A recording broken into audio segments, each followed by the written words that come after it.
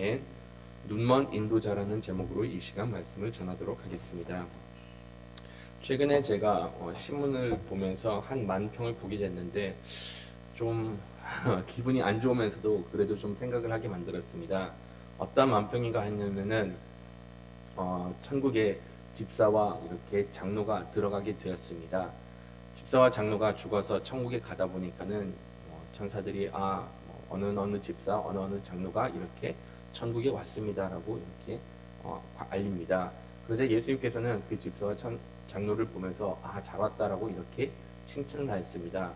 그런데 갑자기 이렇게 천국에 나팔 소리가 울리면서 큰 축제 분위기가 나더니 갑자기 아무아무개 목사가 이렇게 천국에 왔다라고 알리게 됩니다. 그러자 예수님께서도 막 기쁘시면서 뛰시면서 와, 아무개 목사 왔냐라고 하면서 대환영을 하였습니다.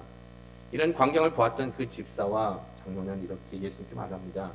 아니, 이렇게 차별 대우를 해도 되는 거냐? 우리가 다 같이 천국에 왔는데 왜 이렇게 목사만 특별 대우를 해주는 거냐라고 이렇게 불평을 하였습니다. 그러자 여기서 예수님께서 대답했던 것, 천국의 집사와 장로들은 자주 들어오지만은 목사는 정말로 오랜만에 와가지고 내가 너무나도 기뻐서 그렇게 잔치를 벌린다라고 말을 하였습니다. 참 씁쓸한 만평이더라고요. 목사가 된 입장으로서 이게 물론 웃으라고 이렇게 생각해보라고 만든 만평이긴 하지만은 진짜 그런 일이 벌어질 수가 있을까라는 생각을 다시금 하게 되었습니다. 근데 그 만평 단지 비평하는 것이 아니라 정말로 제 신앙을 돌아보게 만들었습니다. 왜 하필이면 목사가 구원을 받기가 그렇게 더 어려워질까? 그것은 본인들이 이렇게 가르치는 것과 사는 것과 일치되지 못하기 때문에, 비록 우리는 말씀을 전하고 이렇게 복음을 전한다라고 하지만은 정작 하나님의 자녀로서 말씀을 가르치는 사람으로서 그 뜻대로 살지 못하다 보니 구원의 대상이 되지 못하는 것이 아닌가. 아니면 때로는 여기서 말씀에 나와 있는 것처럼 외식하는 사람이 되든지, 심지어는 온전히 하나님을 따르지 못하기 때문에 이렇게 구원의 감격을 누리지 못하는 것이 아닌가라는 그런 생각을 하게 되었습니다. 예수님께서도 마지막에 이렇게 예루살렘에 들어가 가지고 많은 종교 지도자들과 이렇게 끊임없는 토론을 하고 그들에게 여러 가지 강의를 하셨습니다. 그 중에서 천국이 어떤 것이냐, 복음은 어떤 것이냐, 어떻게 하면 믿을 수 있느냐, 어떤 계명이 중요하냐, 여러 가지 이런 말씀을 전하여 주셨고 여러 가지 강론을 하셨습니다.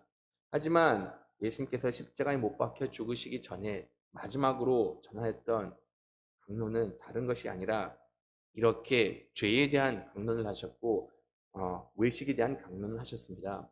외식을 통해서 범하게 되는 죄, 하나님을 믿지만은 온전히 믿지 못하는 그런 죄에 대해서 어떤 결과물이 일어나는지를 이들에게 이렇게 가르쳐 주셨던 겁니다.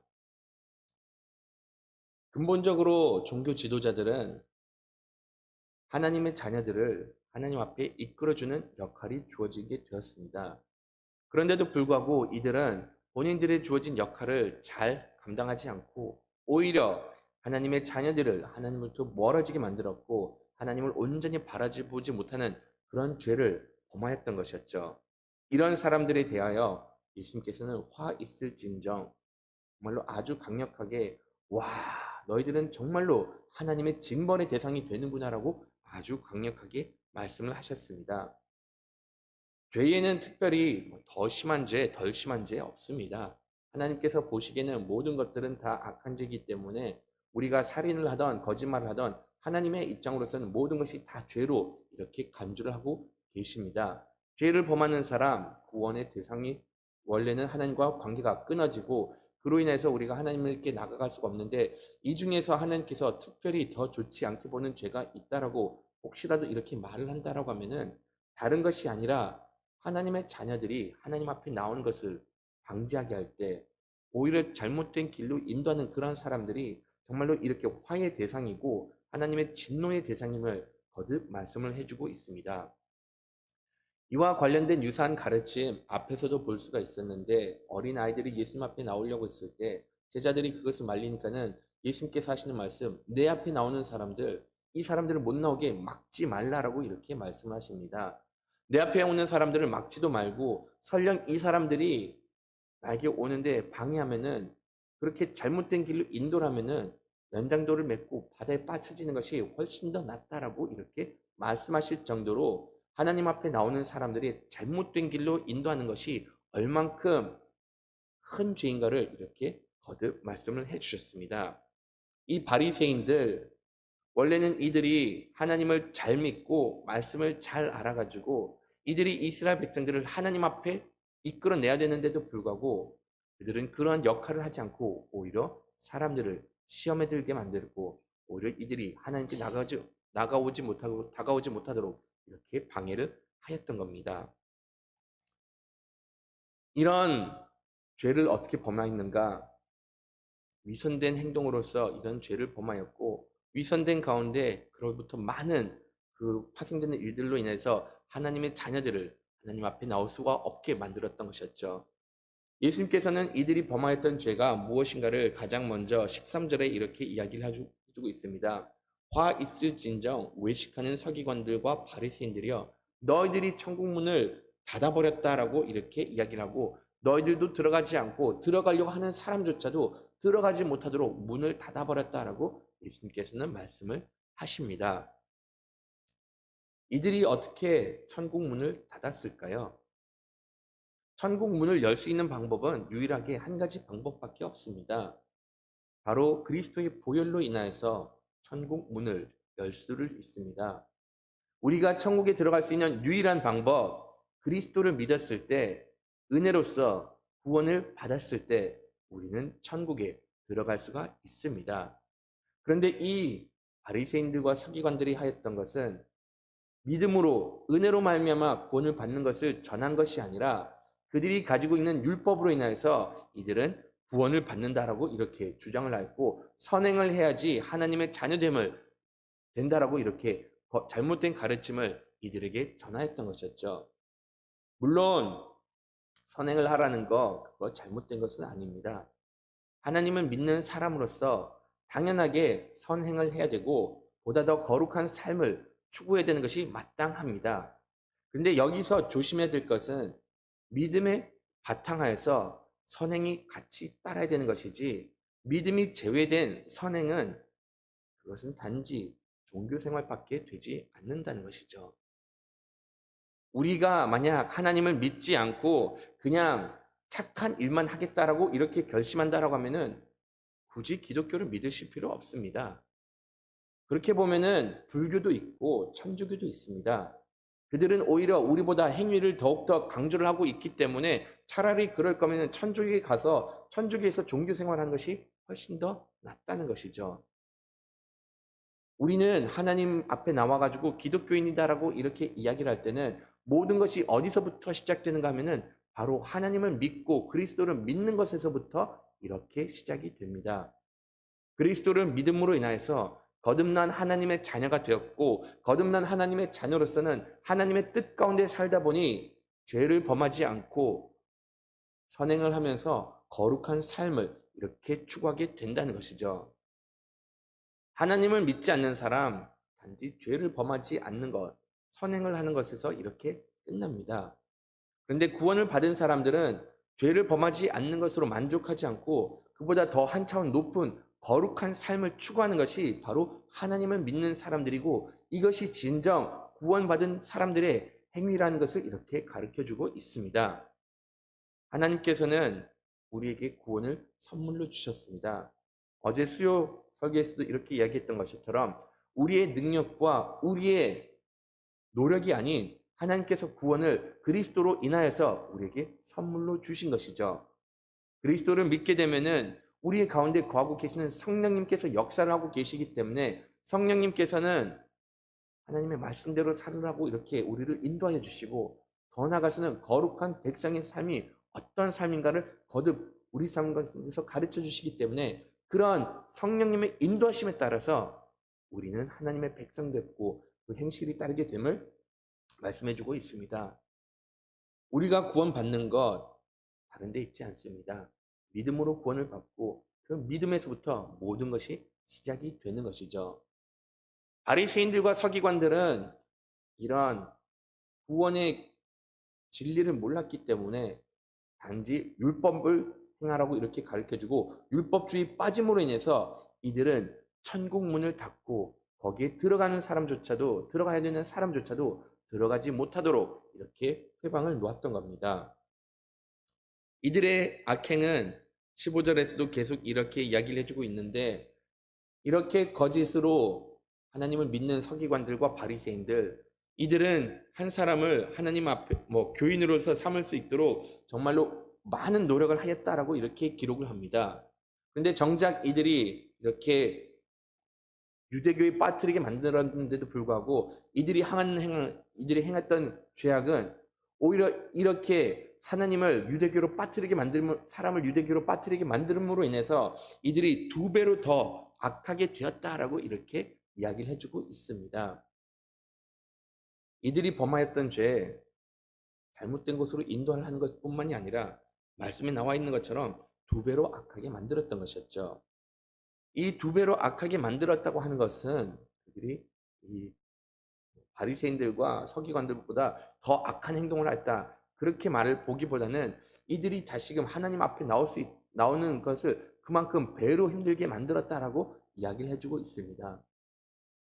여러분들도 한 영혼을 구하는 것이 얼만큼 어려운지 잘 아실 거라 생각을 합니다.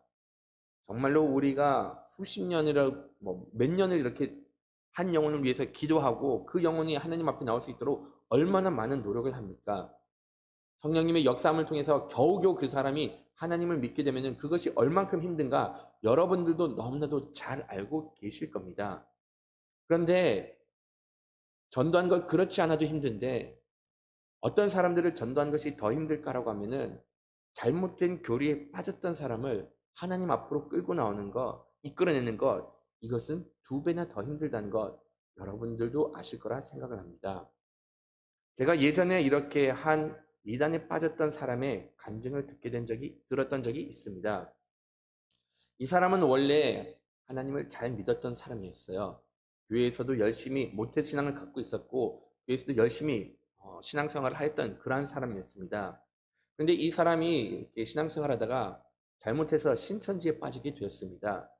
신천지에 빠지다 보니까는 신천지에서 가르쳤던 그 모든 거짓된 교리가 왠지 기존에 있었던 교회에서 가르쳤던 것보다는 좀 더 논리적으로 접근했다라고 그 사람은 이렇게 여겼던 겁니다. 그것뿐만이 아니라 신천지에서 이렇게 가르쳐줬던 그 모든 것들은 어떻게 딱딱딱 맞아 떨어지다 보니까는 왠지 더 합리적이고 더 이해가 가기 쉬웠기 때문에 어느 순간 그 사람도 신천지의 가르침을 들으면서 내가 이것을 배움으로 인해서 이제는 깨달음의 그냥 희열을 느끼면서 여기가 참 진리인 것으로 이렇게 믿게 되었다라고 이야기를 하였습니다. 본인은 지금까지 신앙생활하면서 잘못된 것을 배우고 하나님의 진리의 말씀을 받는데도 불구하고 여전히 허전함을 느꼈는데 신천지에 빠지다 보니까는 거기서 나름 만족을 느꼈기 때문에 거기가 참된 진리였던 것으로 이렇게 여겼던 것이었죠. 그런데 신천지에서 종교 생활을 하다 보니까는 거기서 벌어졌던 온갖 악행들, 죄악들, 그리고 그들의 위선을 바라보면서 여기가 좀 이상하다라는 것을 느끼면서 나중에는 신천지로부터 이렇게 탈퇴를 하고 다시금 신앙 상담을 통해서 이단 상담과 그다음에 신앙 교육을 통해서 다시금 하나님 앞에 나오게 되었다라고 이렇게 간증을 하였습니다. 그런데 그 간증을 들었던 것 중에서 가장 마음이 아팠던 것은 이것이었습니다. 이 사람이 비록 하나님께 다시금 돌아오게 되었지만은 진리를 들었을 때 예전처럼 순수한 마음으로 그 진리를 받아들이지 않게 되고 또다시 생각하는 것, 이것이 또 다른 거짓이 아닌가. 내가 그 전에 한 번 속고 2번 속았는데 나는 이제 3번은 속지 않겠다라고 해가지고 복음이 전해지는데도 불구하고 정말로 하나님의 말씀이 선포되는데도 불구하고 그것을 의심의 눈초리로 바라보면서 온전히 받아들이지 못하게 됐다라고 이렇게 간증하는 것을 듣게 되었습니다. 이단 교리에 빠지다 보면 잘못된 가르침이 마음속에 자리 잡히다 보면은 그런 가운데 하나님을 온전히 따르는 것이 2배로나 이렇게 힘들어지게 된다는 것을 예수님께서는 말씀해 주고 있습니다.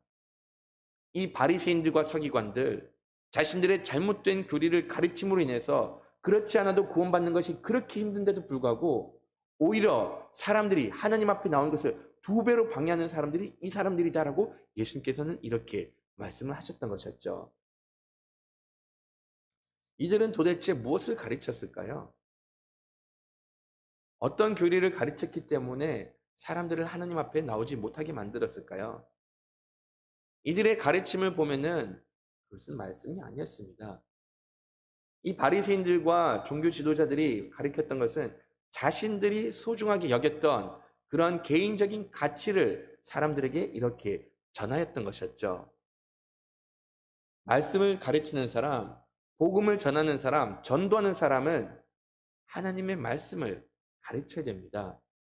저도 여기서 설교를 할 때 항상 조심하게 되는 부분이 제가 이 설교하는 가운데 제가 소중하게 여긴 것을 여러분들한테 전한 것이 아닌가, 제가 이렇게 중요하게 여긴 것을 너무나도 강조를 하는 것이 아닌가, 그런 부분들을 항상 조심을 하고 있습니다. 근데 이 바리새인들과 서기관들 그렇지 않는 것을 보게 됩니다. 정작 자신들이 생각하는 것, 그것을 전하고 하나님의 말씀과는 무관한 것을 이렇게 전한 것을 볼 수가 있죠. 이들은 어떤 것들을 전했을까요? 그들은 하는 말, 성전에 대해서 맹세하는 거, 그거 상관은 없다. 그것은 꼭 지킬 필요가 없다. 그런데 성전에 있는 금을 놓고 맹세할 때는 이것은 꼭 지켜야 된다라고 이렇게 이야기를 하였습니다.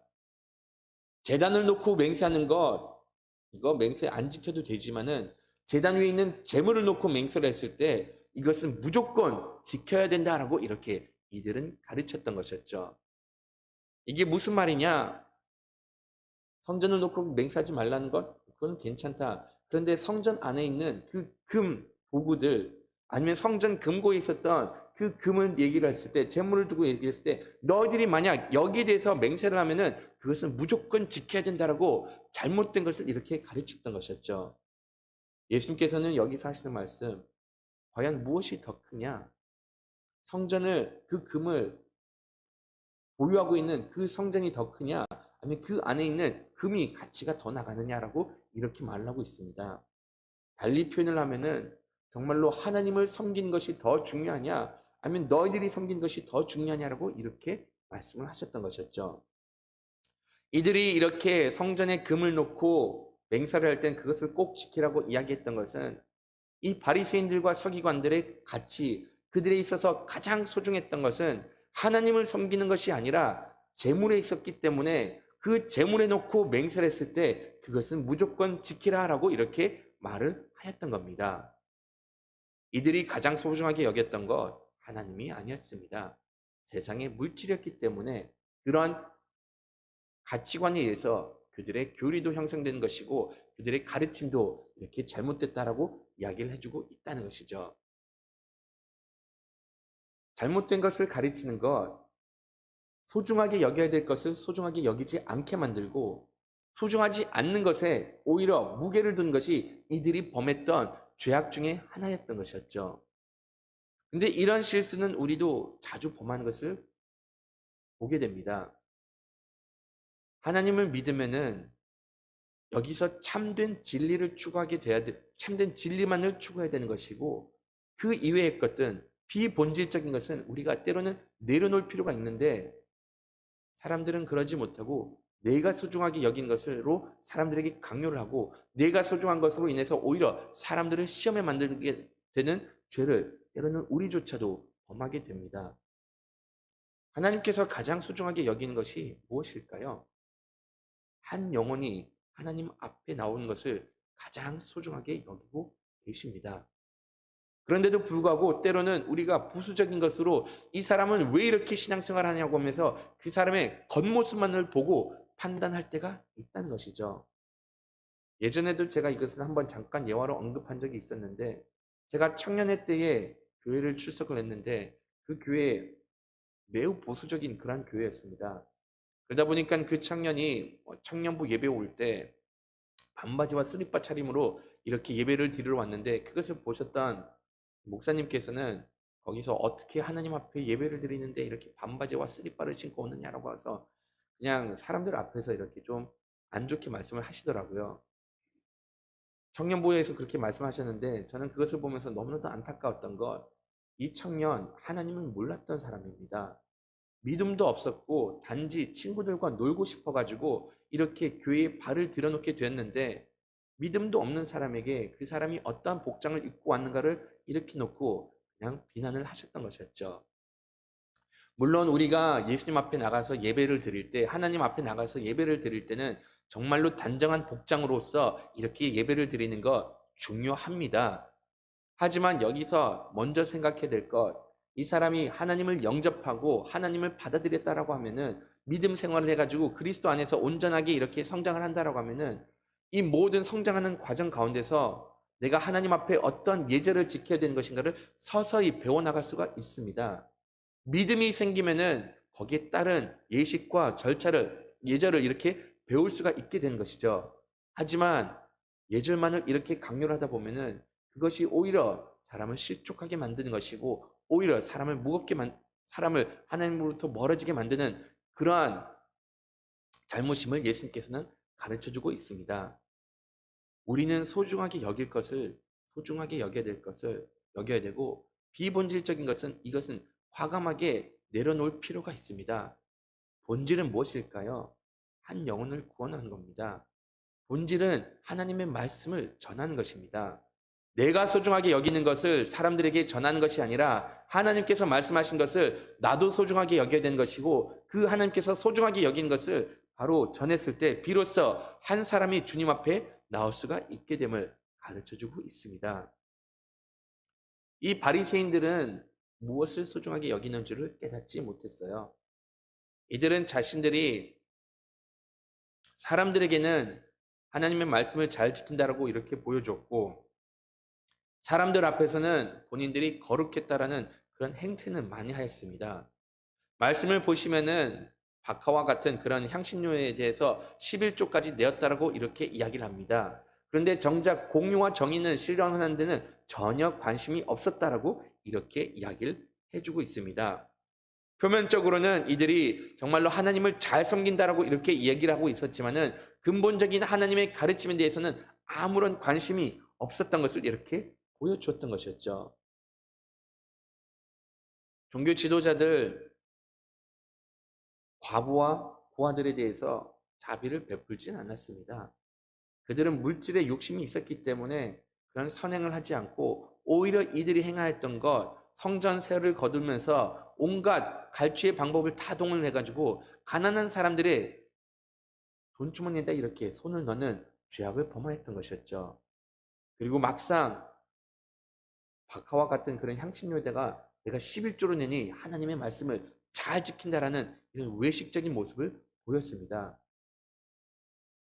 이들이 왜 굳이 향신료를 하나님께 11조를 드렸다는 것을 강조했을까 한번 좀 생각을 해보게 되었는데, 그런 향신료 같은 거 값어치 많이 나가지 않습니다.